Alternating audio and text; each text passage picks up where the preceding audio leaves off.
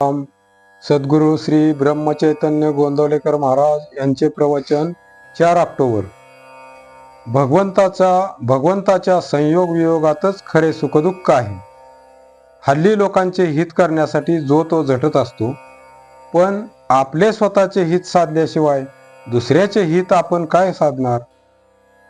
ज्याला स्वतःला सुधारता येत नाही तो दुसऱ्याला काय सुधारणार? त्याला सुद्धा अभिमानच आड येतो. कारण त्याला वाटते आपण दुसऱ्याचे हित करून देऊ या अभिमानाने तो फुगलेला असतो. अहंकार जाण्यासाठी साधनच करावे लागते आणि ते साधन गुरु सांगत असतात, म्हणून त्यांच्या आज्ञेप्रमाणे वागले म्हणजे आपले हित होते. ब्रह्म हे काही कुठे शोधायला जावे लागत नाही, ते आपल्या जवळच आहे, पण ते दुसऱ्याने आपल्याला दाखवावे लागते. हेच काम सद्गुरू करीत असतात. श्रीकृष्ण प्रत्यक्ष परब्रह्म अवतार घेऊन वसुदेवाचे पोटी आले, परंतु वसुदेव त्यांना आपला मुलगाच समजत होते.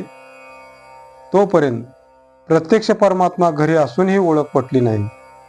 तेच नारदाने जेव्हा त्यांना सांगितले की श्रीकृष्णाला आपला मुलगा न समजता तो परब्रह्म आहे असे समजा, म्हणजे तुमचे हित होईल, तेव्हा खरी ओळख पटली. तसेच राम अवतारी असूनही वशिष्ठांनी जेव्हा सांगितले की तू प्रत्यक्ष परब्रह्म आहेस, तेव्हाच त्याला ते ज्ञान झाले. आता हे जरी केवळ आपल्याला दाखवण्याकरता असले तरी त्याचा अर्थ हा की गुरुने दाखवल्याशिवाय तो परमात्मा भेटत नाही. गुरु तरी काय सांगतात? नामस्मरण हेच साधन म्हणून ते सांगतात. ते दिसायला जितके सोपे तितकेच करायला कठीण असते. ते कठीण आहे म्हणून सोडून देऊ नये. आपण देवाला शरण जाऊन साधन करायला लागावे, म्हणजे ते करायला तो परमात्मा शक्ती देतो.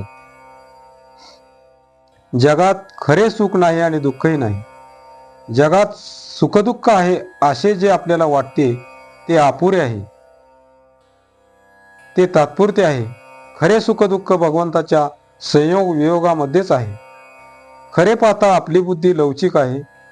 आपल्या वृत्तीवर कशाचाही परिणाम होतो, म्हणून आपल्या मागे भगवंताचा आधार हवा.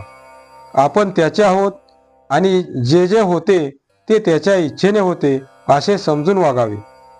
भूक लागली तर आईजवळ खायला मागावे, पण चोरी करू नये. तसे पोटापुरते भगवंताजवळ मागावे, पण जास्त मागू नये. भगवंत अत्यंत जवळ आहे आणि अत्यंत दूरही आहे. तसाच तो सर्वव्यापी आहे, म्हणून तो आपल्याला दिसत नाही. आपण दरवर्षी भगवंताचा जन्म करतो, याचा अर्थ असा की मागच्या वर्षी आपण जन्म केला हे विसरलो, म्हणून या वर्षी पुन्हा त्याचा जन्म करावा लागला. खरे म्हणजे भगवंताचा वाढदिवस करायला पाहिजे. भगवंत काल होता, आज आहे आणि उद्या राहणारच, म्हणून त्याचा खरा वाढदिवस होऊ शकतो.